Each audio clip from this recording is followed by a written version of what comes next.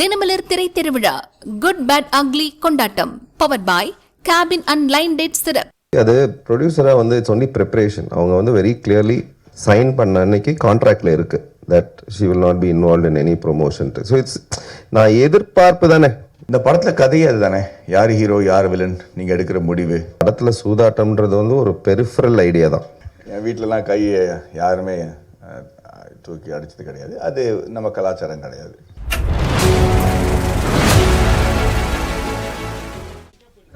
சாரிங்க, sorry. Oh very good, thank you so much, thank you. Who's calling? Guru. Ram. Ram. குருவாவே நீங்க கூட உட்காருங்க. சார் ஒரு நிமிஷம் சென்டர் ஸ்டேஜ்ல இருந்து நான் சென்டர் ஸ்டேஜ்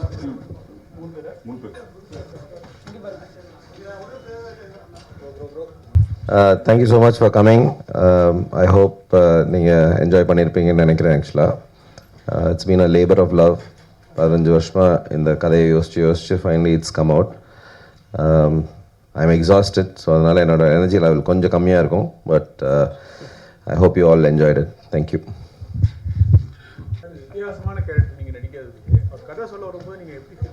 வேணான்ட்டேனா?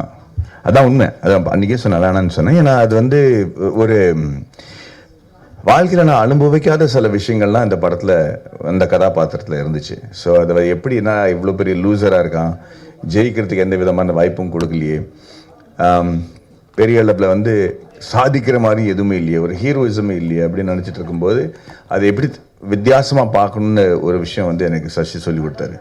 அதனால தான் நான் வந்து இல்லை பரவாயில்ல. ஸோ அதனால் ஐ வாஸ் வெரி அவர் சொல்லிக் கொடுத்த விதத்தில் வந்து நான் கொஞ்சம் ஸ்கிரிப்ட் கதாபாத்திரங்களை வித்தியாசமாக பார்க்க ஆரம்பித்தேன். அதனால தான் போக போக ஒரு கிட்டத்தட்ட ஒரு ஊசி மாதிரி ஏறி இந்த மாதிரி ஒரு கேரக்டராக பண்ண முடிஞ்சது.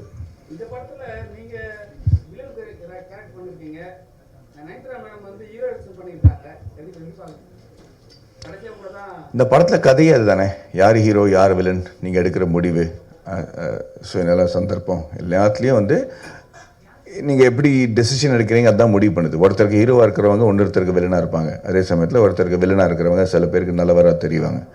அதான் இந்த படத்தோட கதை, அந்த கடத்தோட அருமையை.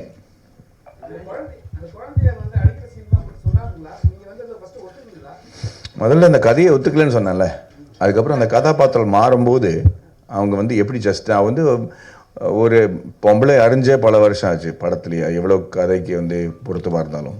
பட் அது வந்து எப்படி பண்ணணுன்னு கன்வின்ஸ் பண்ணதுனால தான் என்னால் அதை பண்ண முடிஞ்சது. ஏன்னா அதில் வந்து ஐ திங்க் அது நியாயமாக சூட் ஆச்சு இந்த கதைக்கு.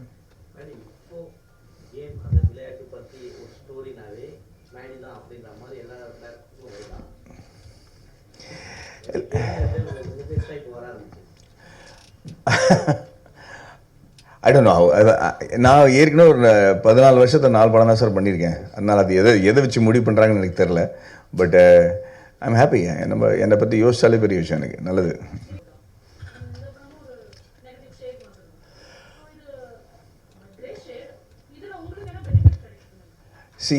பொதுவாக ஒரு வில்லனாக நடிக்கிறதுக்கும் கிரே ஷேட்ஸ் இருக்கிறதுக்கும் ரொம்ப வித்தியாசங்க.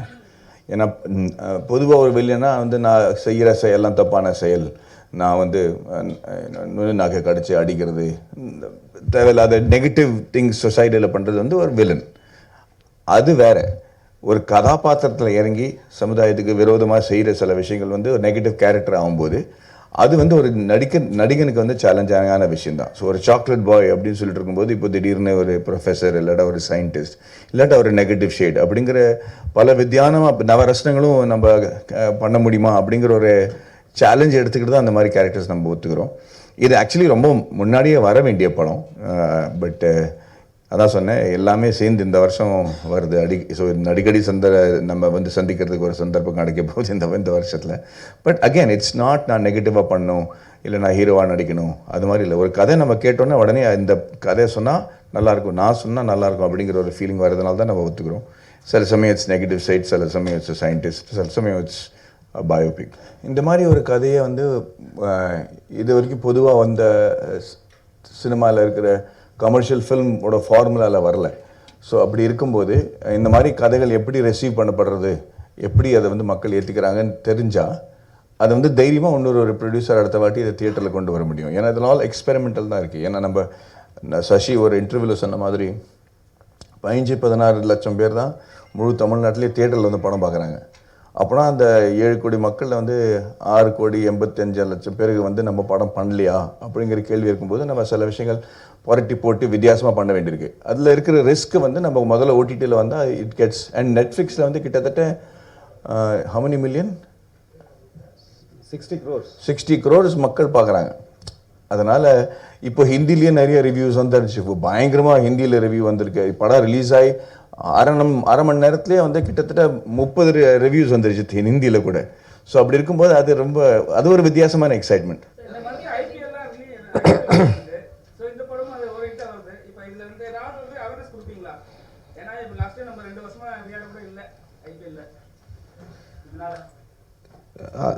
அது காம்ப்ளெக்ஸ் கொஸ்டின். இதனால இது எஃபெக்ட் ஆகுமா, அதனால இது எஃபெக்ட் ஆகுமான்னு தெரியாது. ஆனால் பட் ஜென்ரலாக கிரிக்கெட் எனக்கு கிடைக்கிறது வரையும் அந்த கிரிக்கெட் கான்வர்சேஷன் இருக்குது. ஒரு T20 டைமில் டெஸ்ட் வர்றது வந்து டெஸ்ட்டுக்கு, ஏன்னா அந்த ரெலவென்ஸ் வருது. இது வந்து ஒரு டெஸ்ட் T20 படம் மாதிரி இல்லை, இது நிஜமாகவே டெஸ்ட் படம் மாதிரி இருக்குது. ஸ்லோவாக அதை ருசிச்சு அந்த ஏற்றத்தாழ் அதெல்லாம் இருக்கும் அந்த படத்தில் ஆக்சுவலாக. ஸோ அந்த கம்பேரிசனில் இந்த படம் ஒரு குவாலிட்டேட்டிவாக, நீங்கள் வந்து எந்த கிரிக்கெட்டரை கேட்டிங்கனாலும் எந்த ஃபார்மேட் பிடிக்கும்னு சொன்னாங்கன்னா அவங்க வந்து எனக்கு டெஸ்ட் கிரிக்கெட் தான் பிடிக்குன்றாங்க ஆக்சுவலாக.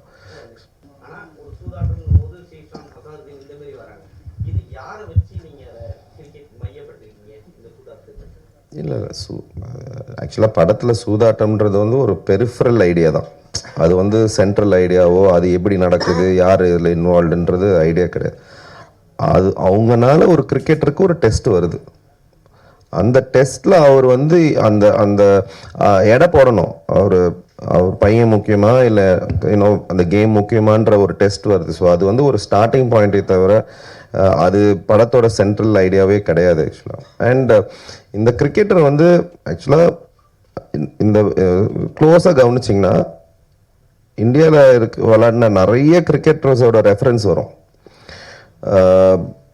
அவரோட குரு சச்சின் தெண்டுல்கரோட குரு சொல்லியிருப்பாரு, விளையாடின எந்த மேட்சும் பார்க்கவே மாட்டாங்க, ஒன்று தப்பான ஆல் த பேட் திங்ஸ் மட்டும் நோட் பண்ணியிருப்பாங்க. அந்த ரெஃபரன்ஸ் வந்து சச்சின் கிட்டேருந்து வந்தது. விவிஎஸ் லக்ஷன் வந்து அவர் ஹைதராபாத்தில் விளையாடுறதுக்கு முன்னாடி ப்ரீவியஸ் நைட் சொன்னாங்க நீங்கள் டெஸ்ட் கிரிக்கெட்டில் ரிட்டையர் ஆகிடணும்னு. ஸோ அந்த மாதிரி படத்தில் எல்லா கிரிக்கெட்டர்ஸ்க்கு நடந்த சில விஷயங்கள் வந்து ஒரு இன்ஸ்பிரேஷனாக வந்து ஒரு கிரிக்கெட்டரை ரெப்ரசென்ட் பண்ணமே தவிர ஒருத்தருன்றது கிடையாது.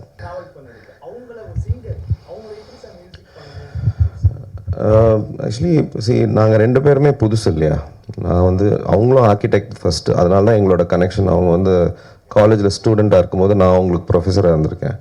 ஸோ 2 பேரும் ஆர்கிடெக்சர்லேருந்து ஃபிலிம் இண்டஸ்ட்ரிக்கு வந்து அப்புறம் அவங்க நிறைய பாடல்கள் எங்கள் படத்துக்கு பாடியிருக்காங்க ஆக்சுவலாக.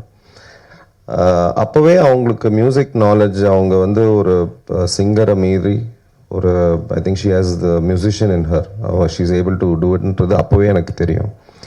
இன்னொன்று என்னென்னா எனக்கு வந்து I needed somebody to experiment. நம்ம யூஸ்வலாக நோட்ஸ் கொடுத்துட்டு இந்த பார்லேருந்து இங்கே பார் வரணும், அந்த இன்னும் ஒரு சீனை ஃபுல்லாக ஃபில் பண்ணணும் அப்படின்றது இல்லாமல் ஒரு மியூசிக்கை ஒரு கேரக்டராக ட்ரீட் பண்ணி, ட்ராமா இருக்கும்போது மியூசிக்கை எடுத்துகிட்டு பிளாட்டை movement. So there's lot of structural things we tried. Typical musical treat பண்ணலை அது. So I wanted somebody to experiment. So அவங்க நியூயார்க் போயிட்டு 2 வருஷம் படிச்சுட்டு she came, we wanted new sounds. So அந்த மாதிரி ஒரு கொலாபரேட்டிவ் பார்ட்னர் வேணுன்றதுக்காக தான். ஸோ எனக்கு வந்து அவங்க 3 வருஷம் நான் ஃபஸ்ட்டு ஸ்கிரிப்ட் எழுதி முடித்து இதை கண்டிப்பாக பண்ணணும்னு டிசைட் பண்ண உடனே அவங்களுக்கு தான் நான் ஃபஸ்ட்டு ஸ்கிரிப்ட் அனுப்பி, ஆக்சுவலாக ஸ்கிரிப்ட் ஸ்டேஜ்லேயே ஃபுல் படத்துக்கு பேக்ரவுண்ட் ஸ்கோர் பண்ணிட்டோம். அந்த சீனை படித்து வி நியூ இதுதான் மூட் ஆஃப் த ஃபில்ம் அப்படின்றது வந்து. ஸோ ஃபஸ்ட் டைம் படத்தோட background score was completed at a scripting stage.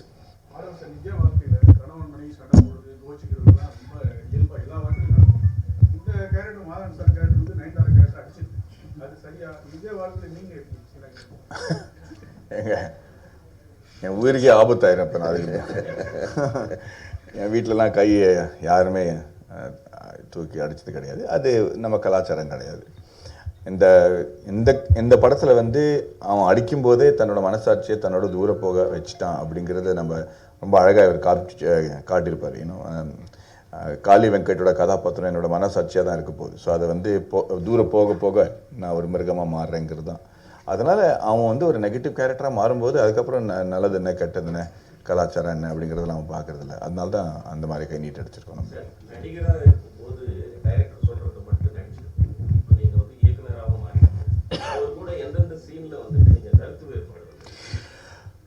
முதல்ல படம் ஸ்டார்ட் பண்ணும்பொழுது தான் வந்துச்சே தவிர அதுக்கப்புறம் நான் வந்து ஒரு அடிமையாக ஒரு நடிகனாக தான் இருந்தேங்க. அதுதான் உண்மை. ஆக்சுவலி ஒரு நடிகனுக்கு அதுதான் இருக்கணும். நம்ம எவ்வளோ எக்ஸ்பீரியன்ஸ் இருந்தாலும் சரி, எவ்வளோ படங்கள் வந்து டைரக்ட் பண்ணாலும் சரி, ஒரு கதை வந்து ஒருத்தரோட விஷனாக தான் இருக்கணும். அதில் பல பேர் வந்து நுழைஞ்சு தன்னோட கருத்தை சொன்னாங்கன்னா கன்ஃபியூஸ் தான் ஆகிடுவாரே தவிர ஐ திங்க் இந்த மாதிரி கதை வந்து சசியோட விஷன் மட்டுமே தான். ஸோ அதில் வந்து எந்த விதமான டிஸ்பென்ஸோ ஆர்குமெண்ட்டோ வந்தது கிடையாது. அது இவர் என்ன நினைக்கிறாரு அதை நான் எப்படி பண்ணும் அப்படிங்கிறது தான் சேலஞ்ச் எனக்கு இருந்துச்சு. நீங்கள் கடைசி சீனில் மட்டும் பார்த்தீங்கன்னா ரொம்ப விட்டு பேசுறீங்களா? டேரக்டர் சொன்னதா இல்லை நீங்களா லேக் இருக்கிற மாதிரி இல்லை சார், லென்த்திங் இருக்குது. ஒரு டைலாக் வரீங்க அது நிப்பாட்டி பேசுங்க, என்ன காரணம் ஏதாவது இருக்கா? அது ஒரு ஸ்டைலாக வச்சுருந்தேன் நான். ஆமாம் கடைசியாக வச்சுருக்கீங்க. ஆமாம், ஏன்னா அதில் வந்து மனசு வந்து ரொம்ப குழம்பி போன அப்புறம் அது எப்படி பேசுறது, என்ன வார்த்தை வருது அப்படின்னு தெரியாமல் தடுமாறுறது தான். ஆமாம், அவங்களோட அவங்க கெமிஸ்ட்ரி ரொம்ப அழகாக இருந்துச்சுன்னு நான் ஃபீல் பண்ணேன். ஏன்னா ரொம்ப அழகான குரல். இது வரைக்கும் அவங்க லைவ் சவுண்ட் பண்ணது கிடையாது, டப்பிங் தான் அவங்களுக்காக பண்ணியிருக்காங்க. அதில் வந்து இவங்க ரொம்ப இயல்பாக நடித்து ஒரு ப்ரொஃபஷனல் லெவலாக வந்து லைவ் சவுண்டில் நடிக்கிறதுக்குன்னு ஒரு திறமை வேணும். அதில் வந்து எல்லா டயலாகும் மனப்பாடம் தெரிஞ்சு அதுக்கு வந்து மறுபடியும் ரீடேக் பண்ணலாமே தவிர அதுக்கப்புறம் அதை கரெக்ட் பண்ணுறது ரொம்ப கஷ்டம்.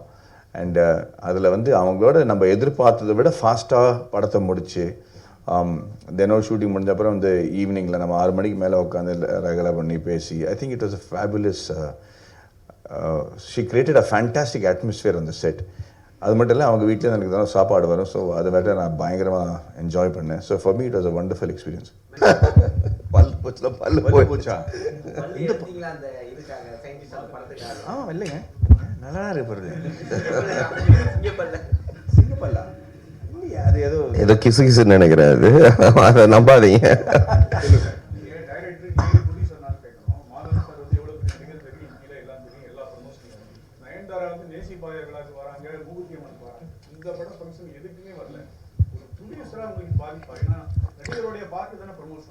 அது ப்ரொடியூசராக வந்து இட்ஸ் ஒன்லி ப்ரிப்பரேஷன். அவங்க வந்து வெரி கிளியர்லி சைன் பண்ண அன்னைக்கு கான்ட்ராக்டில் இருக்குது that she will not be involve in any promotion. So it's நான் எதிர்பார்ப்பு தானே, நான் எதிர்பார்ப்பு அவங்க சாட்டிஸ்ஃபை பண்ணுறாங்களான்றதை தவிர if every thing is spoken, இதுதான் என்னோட டேர்ம்ஸ் இதுதான் இருக்குன்னா வென் அவங்க வந்து அதை கரெக்டாக மெயின்டைன் பண்ணாங்க. பட் இன்ஃபேக்ட் அது வந்து டெக்னிக்கல். இந்த வாட்டி வந்து 15 நாள் ஒதுக்குனாங்க. என்ன ஆச்சுன்னா அவங்களுக்கு வந்து பர்சனல் ஒரு விஷயம்னால 15 days ஷூட் கேன்சல் ஆச்சு. So she had to catch up with a lot of அவங்க ஷூட் இருந்தனால தான். But she wanted to be part of it. But இது ஒரு விஷயம் நடந்ததுனால she was not been able to do. But ஆனால் எனக்கு வந்து எதிர்பார்ப்பு ப்ரொடியூசர் வந்து டே 1லேருந்தே தெரியும் அவங்க இவ்வளோ தான் இன்வால்வாக இருப்பாங்கன்னு சொல்லிட்டு.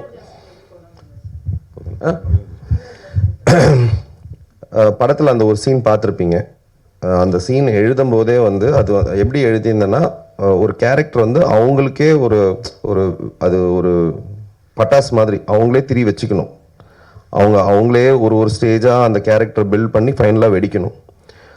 அந்த கைண்ட் ஆஃப் கேலிபர் எங்கே அந்த எழுதும்போதே அந்த சீன் எழுதும்போது ஐ செட் அது சிங்கிள் டேக். ஆக்சுவலாக அவங்க அந்த 4 நிமிஷம் அவங்க வந்து ஸ்டார்டிங்லேருந்து கட் பண்ணியிருப்போமே தவிர பட் அவங்க சிங்கிள் டேக்கில் அவன் அடிக்கிற வரையும் அது சிங்கிள் டேக். அது ஆக்சுவலாக கீழே உழற வரையும் சிங்கிள் டேக். ஸோ அந்த லெவல் கேலிபர் ஒருத்தங்களுக்கு வேணும். அந்த ஒரு சீனில் வந்தால் கூட they need to say அப்படியே தூக்கி சாப்பிடணும் அந்த சீனை. ஸோ அந்த லெவல் யார் இருக்கான்னு பார்க்கும்போது எனக்கு ஃபஸ்ட்டு தோணுனது மீரா தான். இந்த 4 கேரக்டருமே நான் ஃபஸ்ட்டு எழுதும்போது இவங்க தான் எனக்கு வேணும்னு சொன்ன 4 கேரக்டரும் வந்தாங்க. அது காரணம் ஸ்கிரிப்ட் தான். ஓகே, தேங்க்யூ ஸோ மச்ங்க. I hope you enjoy it. Thank you.